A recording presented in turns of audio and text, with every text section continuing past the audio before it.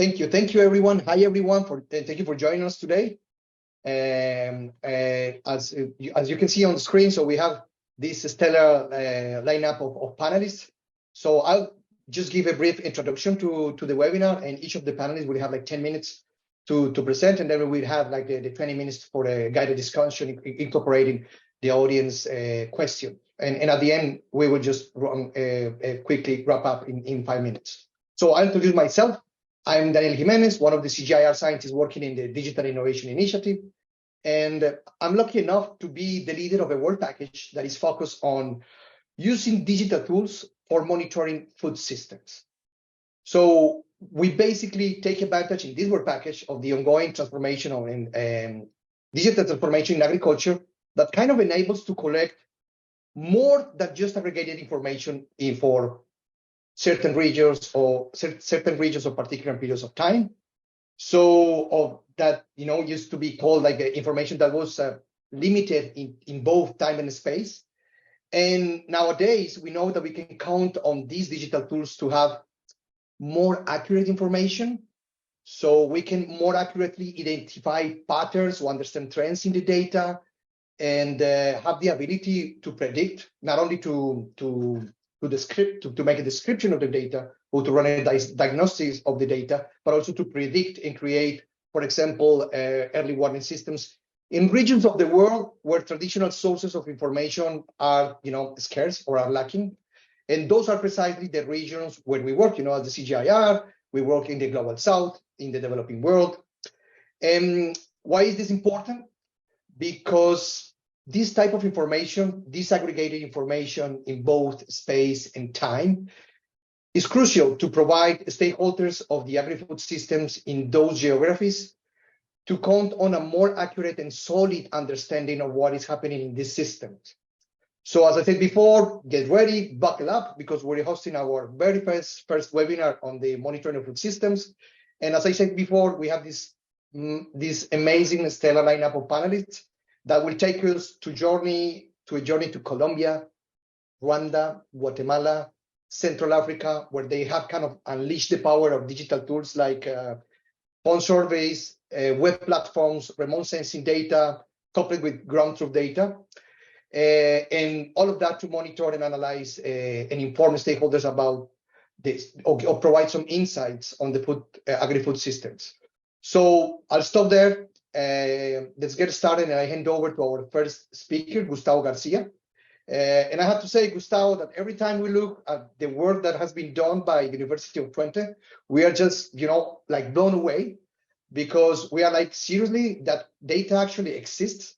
And when you dig deeper into the work that you do, is like, wow, these guys are not only turning data into science, but also turning or transforming data into actionable information. So over to you, Gustavo.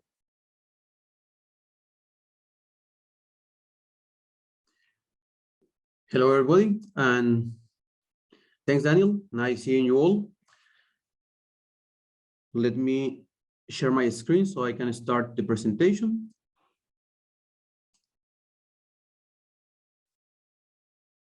Yeah, I think it should be available for everybody now. So, okay, I would like to start by saying thanks to the CGIAR team for inviting us, the faculty ITC of the University of Twente in the Netherlands. As mentioned previously, my name is Gustavo Garcia, and in the following 10 minutes or so, I will be presenting an effort to produce methods and tools for monitoring spatial flows of food items in Rwanda. Our work can be divided in 3 phases. The first one, produce a geospatial framework to represent and model national food transport at a global scale.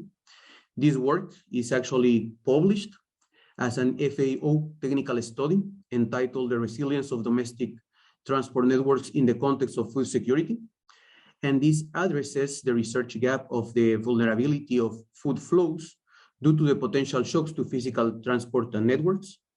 And it aimed to represent and model national food transport in 90 countries, including both the production for the country and also the products that are available from international trading. This work also assesses the resilience of food transport networks using 3 metrics. These are, first, the proximity-based resilience, which assess how close is the consumption of the products from the areas in which those are produced. The second is the relative detour cost, which assess what happened in terms of cost when there are disruptions in the transport networks and the products still need to be transported. Also, when these disruptions occurs, the third assessment is if there are alternative routes to actually continue bringing the food products to where they are needed. To complete this work, it includes a simulation of potential disruptions to food transport networks that are actually based on past events for Mozambique, Nigeria, and Pakistan. The second phase aimed to represent and model food flows in Rwanda at a finer spatial resolution when compared with the global scale, and to integrate seasonality into the modeling process. This effort ran from December 1st, 2022 to March 31st, 2023. And it concluded with a visual representation of the food flows in Rwanda. Further details on this will follow in the presentation. And the third phase aims to develop a visualization tool for scenario analysis of food flows in Rwanda. This phase is currently running from actually this month, June 2023, and will be finalized in July 2024. So for this phase, there are still no results to be reported. The rest of this presentation is going to provide some details on phase 2 and phase 3. So regarding phase 2, one of the objectives was to produce a detailed data set for Rwanda. And for this, we use a data elevation model and also data about human settlements and population, market location, food production, consumption and trade, and transport infrastructure. From this data, we were able to produce a friction layer, which allows to measure the time that it will take to go from point A to point B throughout the country. And based on this layer, we were able to produce travel time catchments based on the location of the markets. We also produce a detailed transport network, and using the data for the annual production of different food, and also the information about the areas in which food can be produced, we created layers of the spatial allocation of products throughout the country. By combining all this data, we were able to produce also information about the food flows throughout the country. A challenge that we faced on this stage of the effort was to incorporate seasonality to the modeling process. For this, we need to allocate crops based on their availability, and this is done considering the crop calendar and also an allocation model that varies between perishable and non-perishable crops. So for perishable crops, we assume that these are distributed as soon as they become available. And for non-perishable, we assume that they are available throughout the year because they can be stored for longer periods of time. We also assume that from the peak of the harvest, or the peaks in this case, the products can be available before and after 15 or 30 days. And from this data, we produce these curves that basically describe the temporal allocation of the products. Using this product, we are able to produce monthly spatial allocation, following the same approach as before, and also to produce monthly flows of the products. Another objective of this phase was to develop a visualization tool to visualize the food flows per road segment. For example, here, this is how it looks like. In this map, we can select a crop, a year, and visualize the data for the whole year, or get detailed data per month, and also using any of the two allocations that I described before, 15 days and 30 days. This interface also provides access to detailed data per road segment. It means that we are able to tell for each segment of the roads which products were transported and in which amounts. Here you can see that there are some differences depending on the type of allocation that we use, 15 and 30 days. And also there are differences on the products and the amounts that are transported because of the places in which they are produced and which they are consumed. So what is next in this effort? Well, we want to work in 3 different directions. So one, we want to modify the modeling process such that we can include variable number of seasons. Currently, we have 2 extreme cases. We have either 1 season that considers the whole production for the year, or 12 seasons that corresponds to the months. But we would like to be able also to model these flows based on 2 seasons, semesters, 3 seasons, aggregations of 4 months, 4 seasons, aggregation of 3 months, and 6 seasons, aggregations of 2 months. We will also like to move from food flows to nutrient flows. This is because a balanced diet requires an assortment of nutrients, and the same nutrient can be found in various sources, different foods. So in a person's diet, foods can be, or food product can be exchangeable and still get the same nutrients. We will also like to consider the variable travel times. This is because due to traffic load, for example, day versus night, or due to weather conditions, dry versus rainy season, the travel time over the same transport network is likely to change. And of course, this has an impact on the food flow. Regarding the visualization tool, we also have some ideas on what we want to see.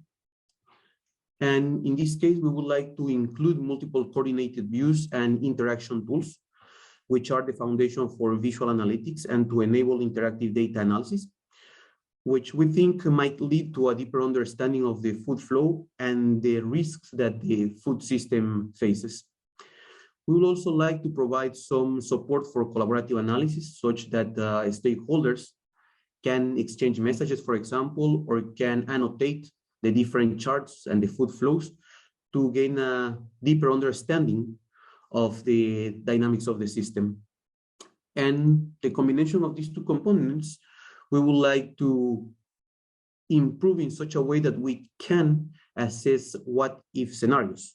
For this, we need to understand what type of scenarios are relevant to stakeholders. But for example, we can think about years in which there is early or late harvest due to weather conditions, or also that we could assess what is the effect of having different locations for food storages. So this is the work that we are going to be conducting in the coming 12 months or so. And just to conclude, I want to mention that what I just reported is actually the work of various persons, including Rolf Devi, Andy Nelson, Roberto Huru, Florencio Campomanes, and I, Gustavo Garcia. Thanks for your attention.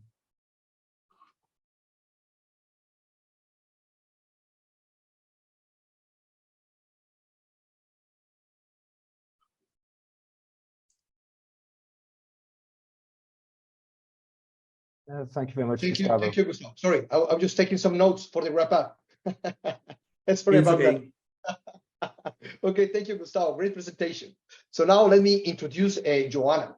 So Johana, she's part of the group of these colleagues at the Alliance here at Bioversity, working on this visionary platform to monitor and analyze the food systems in Colombia based on public data. So over to you, Johana.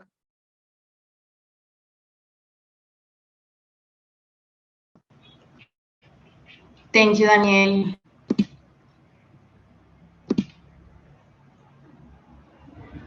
Okay, thank you very much for this space. I'm Johana Castillo. I'm research associate in the Alliance Bioversity-CIAT. It is important to share this platform with you and in this space. Thank you very much.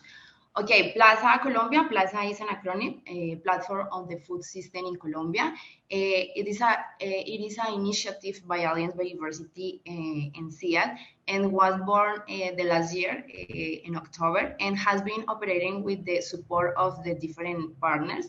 So by now we have a community of practice. The idea is to get a lot of information of the different institutions.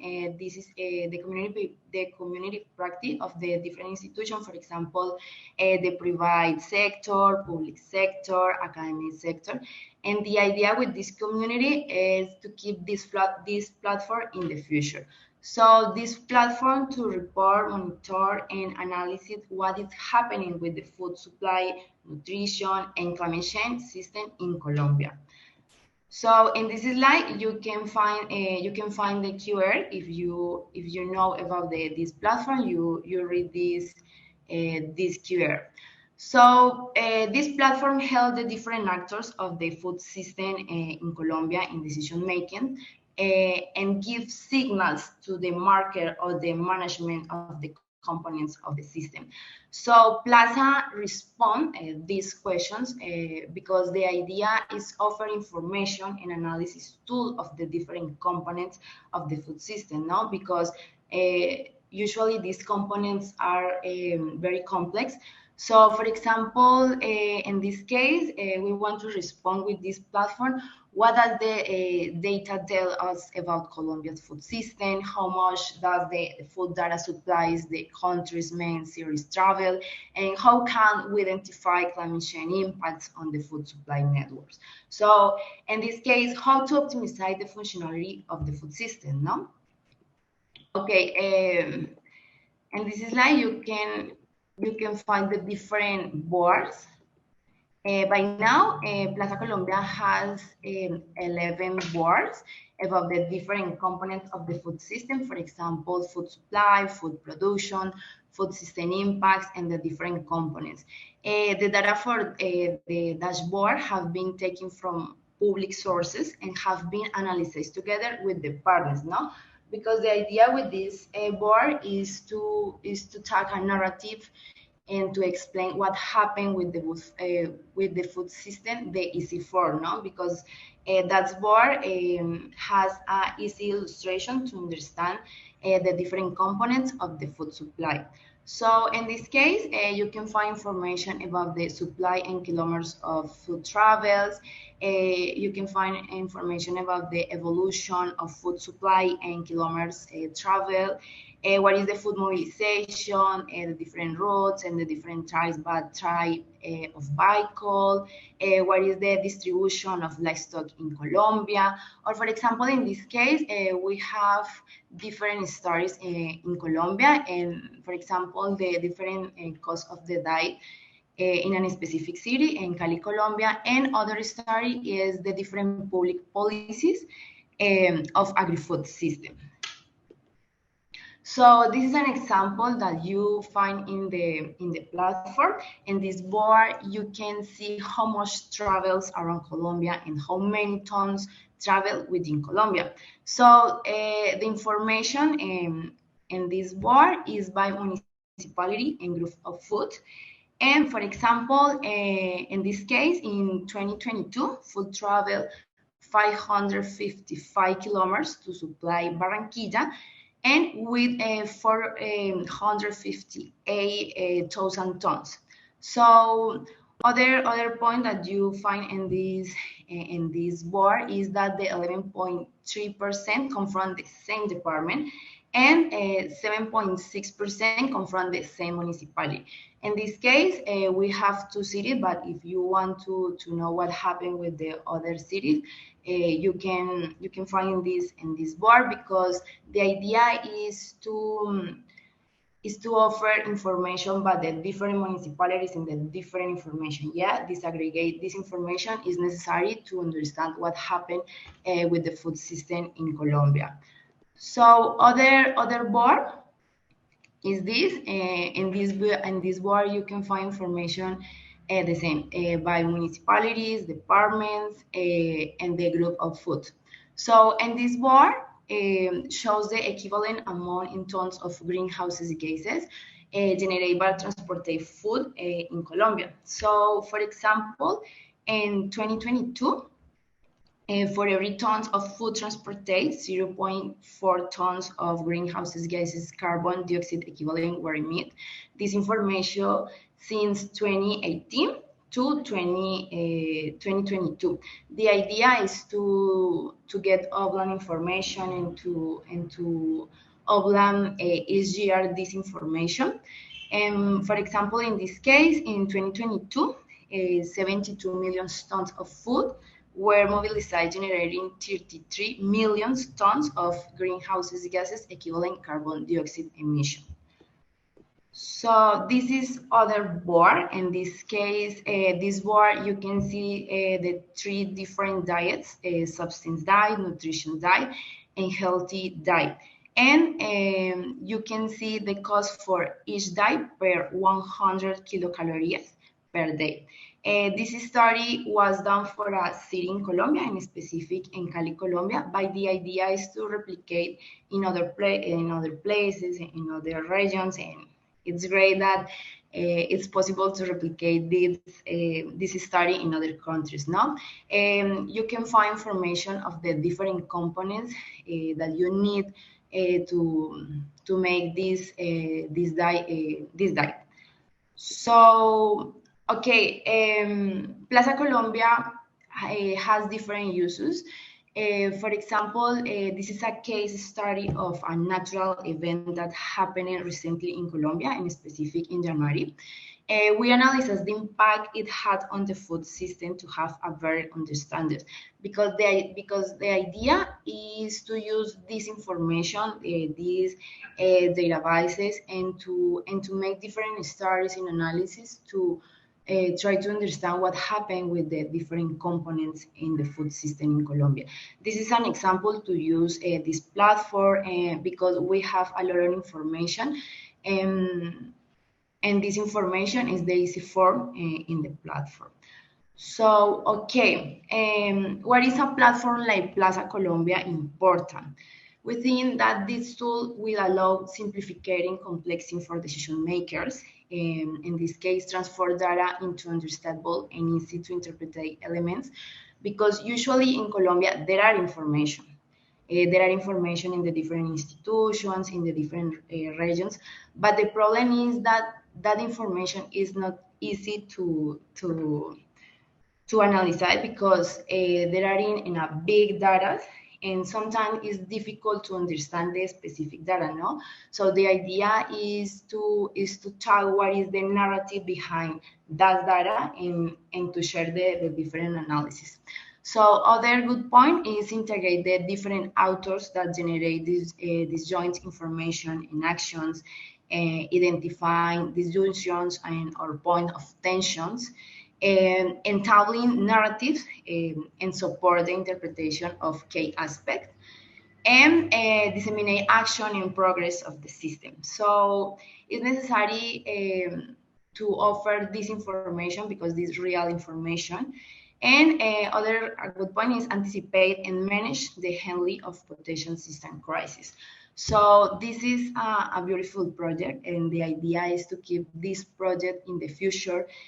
For that, we have the community of practice, and we have different forms to keep this platform. And thank you very much. The idea is to share this platform with other people. PlaSA is Colombia's food system in a click. This is my team, Sara Rankin, Carlos Gonzalez, and I am. If you want to send an email, or if you have a question, you send an email. This is our emails, and thank you very much. Thank you, Johana. And you say that it is a beautiful project, and I think it is. And I like too much, when the last sentence, and when you mentioned that it's also to anticipate and manage a potential crisis. Thank you so much. So now let me introduce Rhys Manners, a colleague from IITA that I happen to know, actually working when we started as this reorganization of our organization called the One CGIAR. So we've been working since then, since we started like a year and a half. And Rhys, he's part of this generation of scientists that would like to take his research to every corner of the globe where the research is needed. And he's always brainstorming, constantly looking for new ways to take this research to the next level. So thank you so much, Rhys. I hand over to you. Wow, Daniel, very, no pressure after that introduction, huh? Thank you so much. Yeah, hi everyone. Good afternoon. Thanks to Daniel and Sam for organizing this, and thanks to you all for participating. So yeah, I'm just going to really briefly go over kind of some of the work that we're developing here in Rwanda and being expanded into Guatemala and other parts of the world. And also just kind of give a bit of an overview on like where our vision and where we really see this work with various collaborations, two of which have been presented now, and amongst others. So yeah, here you can see the partners of the work and also the funders so far of the work. So yeah, let's do it. So food systems, what's the problem? So I think any system where there's 817 million people that are currently undernourished and 2 billion people currently overweight, we can say there's a problem in the food system, right? There's some issues where maybe people aren't getting food where they should be, or people aren't having the education that they may need to actually understand what's going on, and really just understanding like these really hyper complex systems and networks is something at the moment that we really understand by charts and figures like this. So at the moment, we understand kind of undernourishment and malnutrition based upon at best a data point collected once a year, more likely once every 5 years, and more than likely it's normally an interpolation. But if we really want to get to an area where we're really addressing problems in near real time, we really need to start understanding what is going on here. Like what are the dynamics, both seasonally, spatially, and demographically. Another area where we kind of have problems is in terms of the research challenge. So I think many partners, people in this call are CG staff as well as other partners. So I think it's fair to say that in the CG, we're really good at understanding kind of like inputs and production, to a lesser extent markets. I apologize to the IFPRI colleagues on the call, and also consumption. But then we're not really understanding what's going on in the forgotten middle. So what do I mean by this? So how food items get from a field to a market, or go from a bulk distributor to someone's small scale shop. So Gustavo has kind of highlighted some of the work we're trying to do to address this research challenge. But I just want to go into a more wider question on what the CG and what the team that Daniel is kind of bringing together can really start doing in terms of addressing food system challenges. So what do we want to do, or what is a potential solution?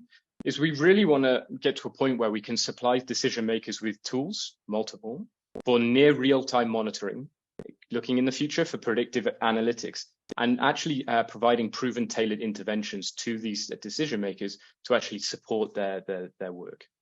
So what have we been doing? So some of the work that we've developed here in Rwanda, and as I said, that's been scaled into Guatemala at the moment, is doing high frequency data collection of diet quality. So diet quality is a fairly easy metric to track. So we've been doing this for the past 12 months, collecting data on a weekly basis using the diet quality questionnaire, which is a questionnaire developed by Harvard University, Tufts, amongst others. So with this tool that we're developing, we're actually able to track on a weekly basis, or actually on a daily basis, like how diet quality is changing both spatially and temporally. And as you can see here, also across demographic groups. So this is really going to a next level of being like, okay, we understand what diet quality looks like in this location. We understand what it looks like in this time, but also now we understand what it looks like for different socioeconomic groups. What's also cool with this work is we can actually start looking at kind of co-occurrence of food items. So we can now really understand what foods are being eaten at the same time, by whom. So we can say, okay, women between 18 and 24 really eat these food items together. And also we can understand the frequency of food groups or food items. So we can really start to understand what is a kind of a core diet within the random population across these different demographics. What else are we doing? So kind of addressing that forgotten middle and really building on what Gustavo has done. We've actually communicated directly with vendors in different markets, and actually looking at whether we can start tracking the flows of food items. As Gustavo has highlighted, you can start tracking them across road networks, but this is where we're just saying, okay, point to point, what's a source of food item and what's a sink? So here you can see Irish potato in May, like potatoes produced up here in Musanze in the northwest of Rwanda, and we can see, okay, it's produced here, it's getting exported down to Muhanga and Kigali. Also cool, we can actually look at other crops. So here's coffee, for example. So you can see that Rwanda or Kigali here is really a sink of coffee, which makes sense as coffee is exported and gets exported largely from Kigali. Here we see barley, super interesting crop. We can really see the flow of this crop from one location to another location, to another location, to another location, to another location. Is that then going out to Tanzania? We don't know. But this is where we're really starting to fill in these gaps and understand, okay, how is barley moving across the network? And can that information then be used to really start answering those questions regarding diet quality? Like, are green leafy vegetables not getting to the southeast of the country? Therefore, the southeast has poor diet quality. We don't know. But with this monthly data flow, we can start answering those questions. And so how does this system work? So it's deployed across a really simple system where we send out a survey, normally a really basic text-based survey, to a group of consenting respondents. So in this case, the consenting respondents can be respondents answering to diet quality questions. It can also be respondents such as vendors in markets. It could be transporters, so people actually in their trucks actually transporting. It could be any sort of thing. So once a respondent actually sends us the response to surveys, we pay a small incentive, because we think that's, like, as soon as you start doing crowdsourcing of data, it does tend to be quite an extractive process, and I think we should be paying people for their time. The responses from respondents go into a server, and we do some basic monitoring analytics, which is what you saw with the dashboard, and then that's the output. So what are channels of deployment? So the really cool thing about deploying this tool across multiple countries is you really start to understand, okay, what works, what doesn't work, and what do we need to do to adapt. So at the moment, we have a system that it can be deployable across both basic phones, so here, and also smartphones. So this really is our attempt to try and limit the exclusionary nature of these sort of systems by allowing people to respond by SMS, USSD, or IVR, so systems which are approachable by basic phones, and also people with smarter phones who could also answer via WhatsApp and Telegram. So what? I think I've demonstrated like a potential so what. We can actually start tracking food systems in near real time. We could also start moving towards predictions. What I think a question that gets asked of us a lot when we present this is, okay, so the cost of it. So in comparison to equivalent similar data collection in person, we actually find that kind of a crowdsourcing approach actually reduces costs by about around 90%. This system is also super agile. So we developed it in Rwanda. We went to Guatemala and realized the USSD and SMS isn't an option. Okay, let's deploy it via WhatsApp. Having such a low cost and agile system actually allows us to have a really high frequency cadence. So we could feasibly collect data every day, every week, every month, season, what have you. Now, the benefits of this is you can really generate a large data flow. So at the moment, for the diet quality work, we have individual responses from around 90,000 people across the year. We're continuing this data collection thanks to funding from USAID for another year. Also, we've got around 3,600 responses from vendors in markets, and that's just in 2 months. Imagine trying to do that in person. Now, the great thing of all of this is we can really start developing a decision support tool.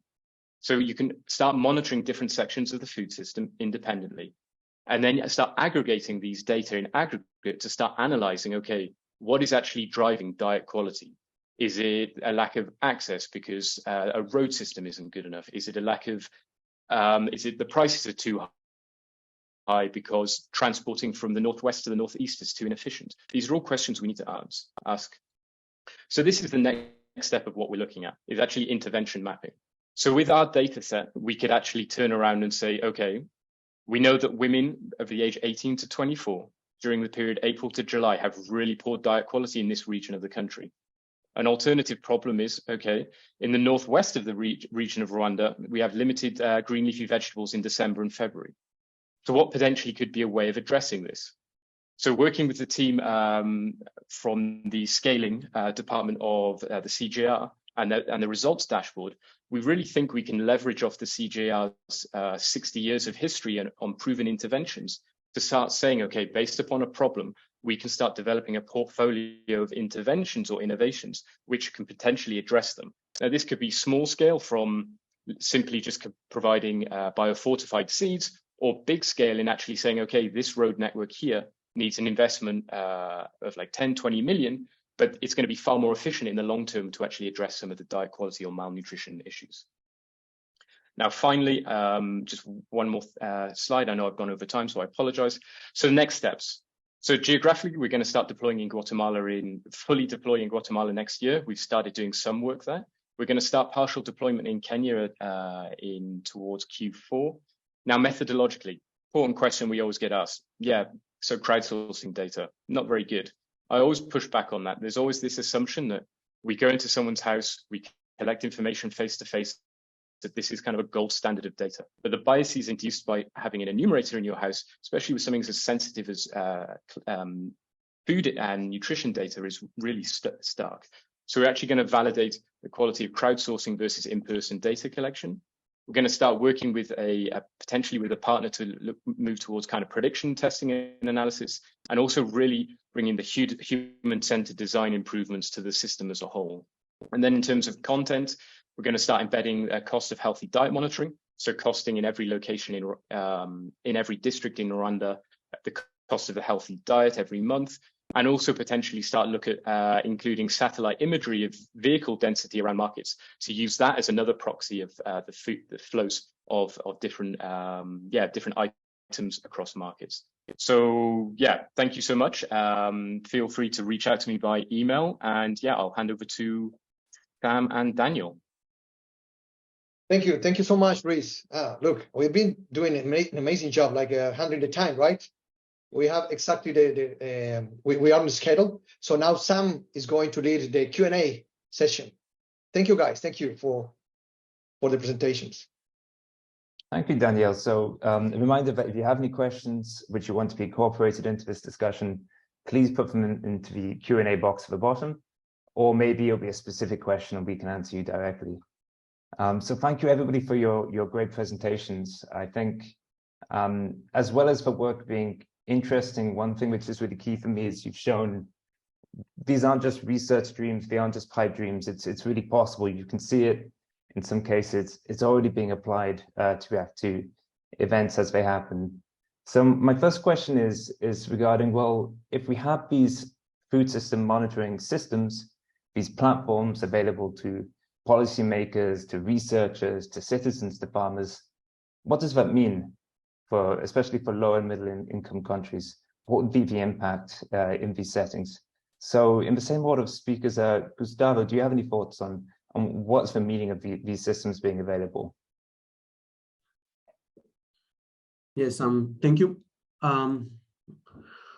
Well, on the sense of having this monitoring in place, this will, of course, provide us with more detailed and reliable data, which is good because then we can be more accurate on modeling the food system, which on the one hand provides a better understanding of what are the dynamics of that market, which has a clear impact in food security, but also because it provides support for decision-making at different levels, for producers, for the input industry, for the governments, for researchers on how to improve it.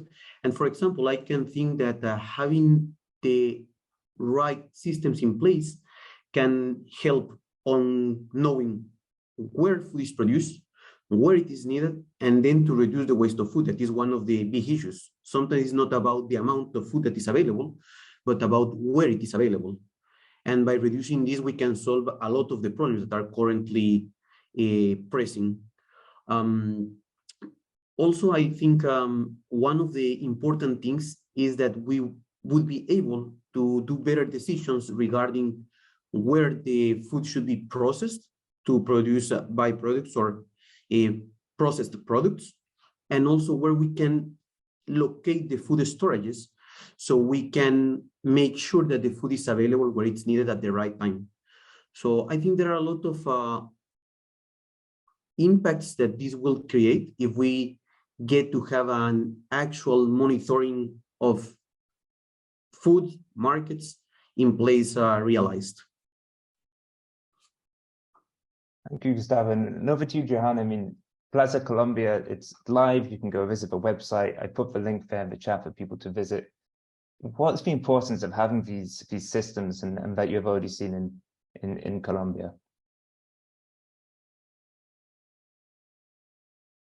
So, sorry, can you repeat the question, please? Sure. The question is, what's the potential impact of having these systems, these food system monitoring systems and platforms? What does it mean for countries such as Colombia or other contexts where they may be applied?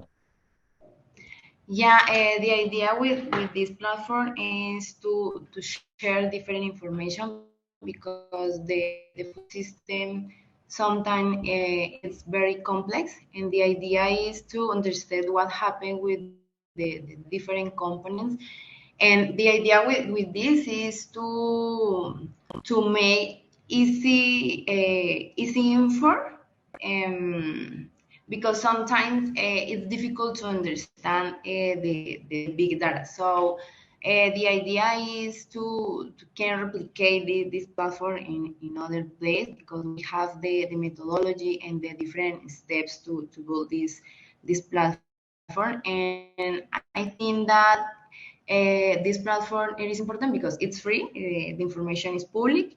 The source is public, and we have a community of practice. And I think that this is the key to keep this platform or this tool to the I don't know, the different decision on the public sector. And over to you, Rhys. Now that we have data which can explain what's going on in this forgotten middle, which you talk about, where you have more high frequency data, what impact would that have, for policymakers, for the kind of interventions that you could see in food systems in the areas you want to impact? Yeah, it's a really important question, Sam, and something we're constantly going back and forth with. I think it's a question of scale, right? I think at the moment we kind of invariably see a country, although Rwanda is small, as being homogenous, but it's so diverse within itself that if you start collecting these kind of like higher frequency data across different domains within the food system, you can really start like parsing out like what's actually going on in terms of those dynamics. But it's a little bit beyond the dynamics. It's also looking, okay, what can we do with these data? So if we can use these data to start predicting into the future, maybe a season into the future, or even just understanding what could be like a most cost-efficient intervention, you can really start changing people's or first of all decision makers' lives into making it easier, donors' lives in terms of, okay, what's the most efficient way of directing some interventions? Because you might have one location which is, where it is just kind of biofortified seeds or improved might be the answer. Whereas in another location, and the work that Gustavo is presenting, it might be, let's say we need to invest, we need to speak to the World Bank, and we need to invest in this road system because trucks are going hundreds of kilometers out of the way to get there. In Rwanda, that's maybe not the case, but in other countries, yes. So it's really understanding like, okay, let's really try and tailor what we can do rather than just, one size fits all. Okay, we have malnutrition. We don't know how it differs between different groups, but we need to address it. But how? So I think, I'm not saying what we're doing is going to solve that, but I think kind of going towards this high frequency cadence is really something that we can do to start answering some of those questions. So Danielle, you have the overall, the big picture. You're leading this work package on real-time monitoring. What's the importance of engaging in this work and the combination of all of these different approaches? What's the reality that we could see in the countries, small and medium income countries, in the near future? Yeah, thank you, Sam. Actually, perfect timing, because I was writing the wrap up, and actually I was writing about that, right? Because what we can see from the three presentations, like the complementarities, right? I mean, when I was introducing this webinar, we've been talking about how to disaggregate to get more disaggregated information, and what we can see is like at different levels, like high frequency level, through phone surveys, like the digital tools that Rhys in the work that he's doing at the CGIAR, but also like remote sensing data, which is more like near real-time data, right? It's not real-time, but it's near real-time. PlaSA, we have because the nature of the sources and the data is kind of high frequency, but it really would depend on the source or the public institution that is sharing the information. So in that sense, I consider that it's very interesting from this. We're talking about monitoring, food system. So we have the different like approaches, different time series of data, but also, I mean, we also kind of have the opportunity to see the different analyses that they are doing so far, right? And I still believe, you know, that we can even move from more descriptive and the diagnostic analytics to more predictive. So when Johana was mentioning, let me quote it, what she said, like how to avoid potential crisis with this type of data. I think that would be spectacular for the countries in the developing world, in the global south, right? I mean, we don't have such data. We kind of run or make our decision based on monthly data at the best, or information that is collected every semester or something like that.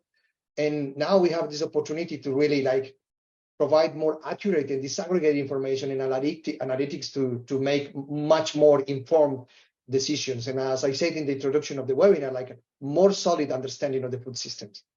I mean, I consider that's the opportunity that we are facing right now with these tools and approaches.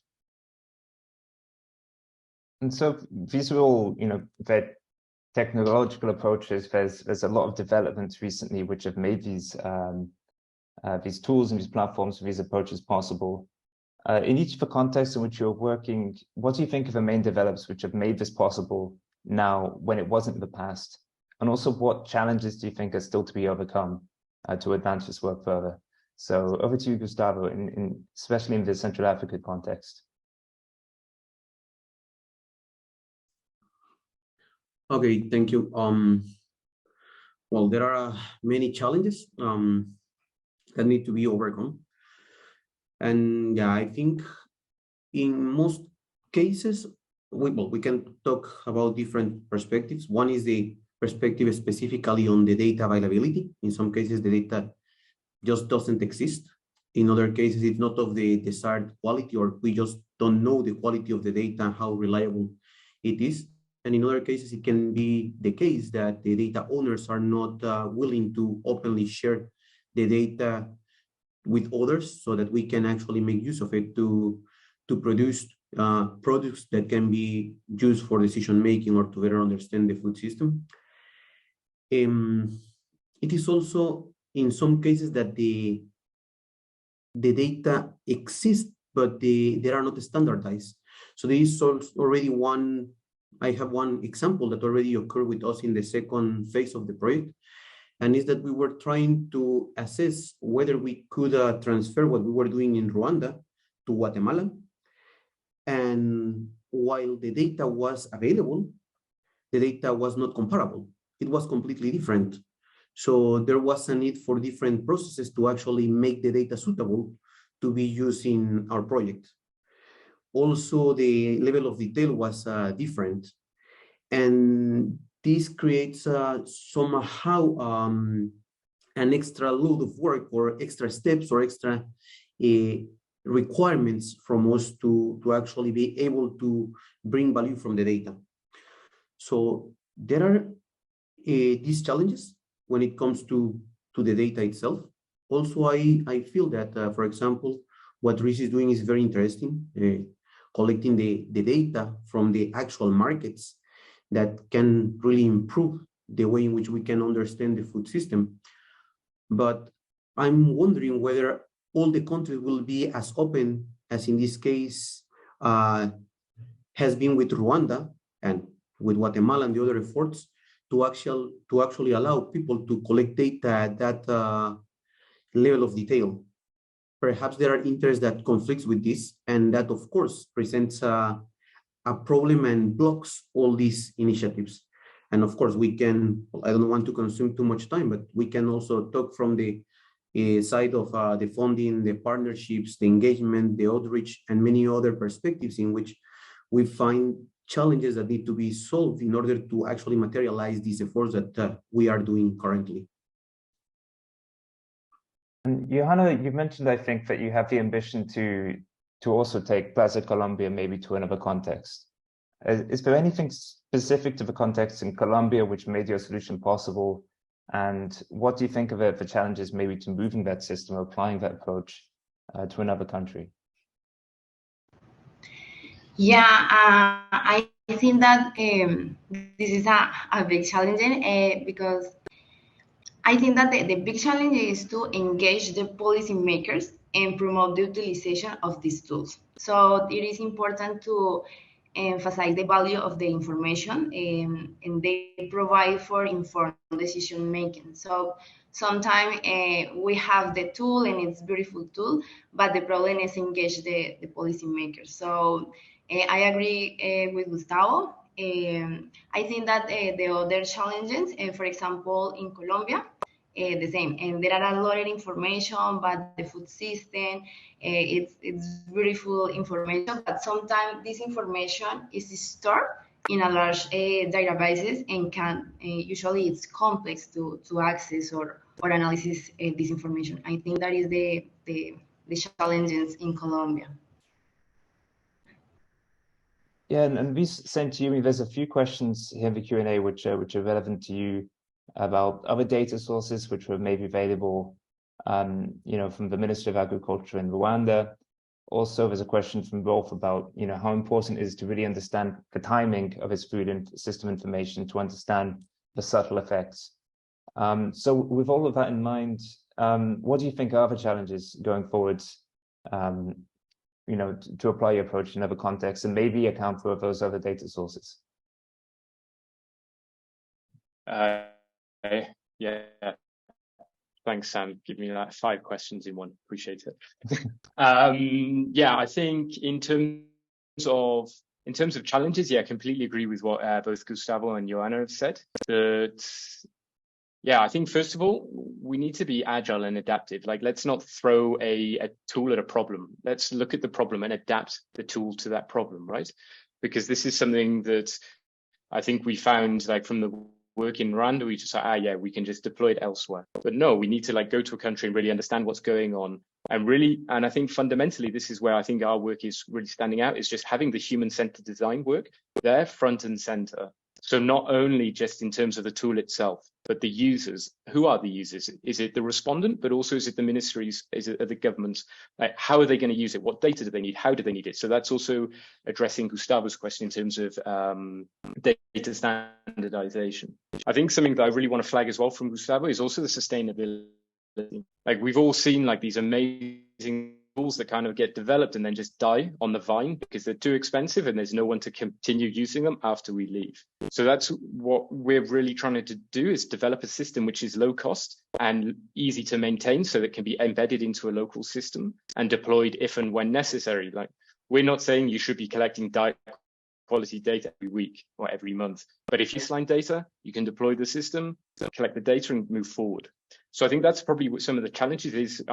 Gustavo, I apologize. I'm just going to, I completely agree with what you're saying. And then I think it is just really understanding, as Johana said, like, what are the needs in other contexts? Like, would El Salvador need the same system that Guatemala is potentially requesting, and so on? Then in terms of the timing and data challenges, so yeah, I agree with Rolf. I think food systems are so dynamic that at the moment we just looking at two ends of a squiggly line and just assuming, okay, we start here, end here, but we've got no idea what's going on here. We're now at a point where we can actually start filling in those gaps. Yeah, it's not ideal. Yes, there are some problems, but let's not the perfect be the enemy of the good. Let's take advantage of a system which is being developed in Colombia, is being developed in the Netherlands, and is being developed here in Rwanda, and deploy it elsewhere, see what works, see what doesn't work, and go forward. I think we can always find challenges if we want to find them, but I think it's trying to find those solutions and in a collaborative, curative way is the way forward here. So yeah, I hope I answered each question there. Sam, I don't know whether Thank you, Rhys, and thank you everybody for your participation in this panel. To transfer over to you, Danielle, I mean, CGIAR has evolved a lot over the years in terms of its approach, in terms of the impact it wants to see in the world. What do you think is the significance of this work, especially to impact in the areas of poverty and nutrition in the historical context of CGIAR and where we're going in the future? Well, I guess that it's 4 minutes left, so I think we can wrap up and talk about that, right? So yeah, I mean, like one of the key goals of this webinar was actually to demonstrate how digital tools can provide the stakeholders in the food systems with more accurate and comprehensive understanding of what is happening, right? So, for instance, we saw firsthand through Gustavo and Rhys, like how, and that's kind of addressing your question, right? Like how different experiences can be scaled from one region to another. In the case of the University of Twente, like how the experience that they acquired in Mozambique, Nigeria, Pakistan, could be adapted and applied in the context of Rwanda. In the case of Rhys, right, is how to scale the experience of a monitoring diet quality from Rwanda with different contexts like Guatemala. So to me, those scaling exercises and adapting tools from one context to another, that's exemplary. And particularly for us, the CGIAR, right? Like, I mean, now as part of this process of one CGIAR, like 2 centers working together to provide solutions to countries, to regions that are suffering of food insecurity, for instance, that to me is exemplary. From Gustavo's presentation, we learned about the food flow model, which kind of combines different sources of data and incorporates these dimensions of seasonality and the travel time and food flow. And I have to say, the inclusion of nutrient flows was new to me. It was new to me, and it's, once again, you, Andy, and Rolf, and the team in Twente always like managed to surprise us with innovative ways of analysis. From Johana with data with PlaSA Colombia, which is, I mean, to me, I mean, now that I've seen this presentation a couple of times, but again, it's more like a platform, right? It goes beyond that. It's like kind of a research-based solution with a bunch of dashboards on real data coming from the public sector, and it has an immense potential. I mean, someone was asking about how to scale it to different geographies, but I think the job that they've been doing in Colombia is awesome, and it's supporting the decision making in the country. And she mentioned also in the webinar that it can eventually provide, sorry, a better understanding of the food system. From Rhys, I mean, this is like a very nice way of like a framework to show a framework, like with a cost-effective and adaptable approach that includes monitoring the diet quality of food flow, monitoring of diet quality and food flows. But the approach is not limited to a geographic representation or a data collection frequency, because it could be done weekly, on a weekly basis, or every 2 weeks.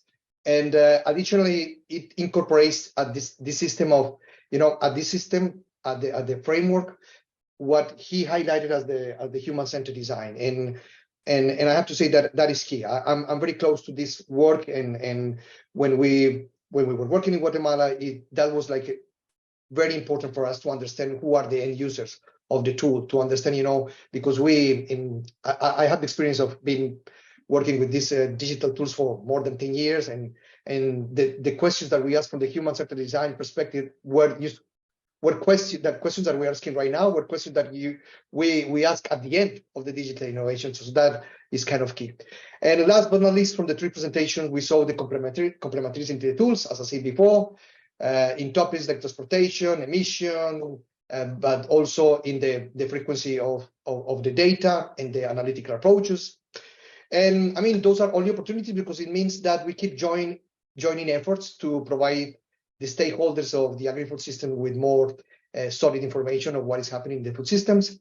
And it's already 1 hour. So this is the first but the last webinar organized by the Digital Innovation Initiative. We really appreciate the presence and the engagement during this webinar. Your participation meant a lot to us. So we hope that you found the session valuable and enjoyable. And thank you once again for joining us, and we look forward to having you with us for the future webinars. Thank you so much, Johana, Gustavo, Rhys, and Sam for coordinating and organizing the webinar. Thank you so much.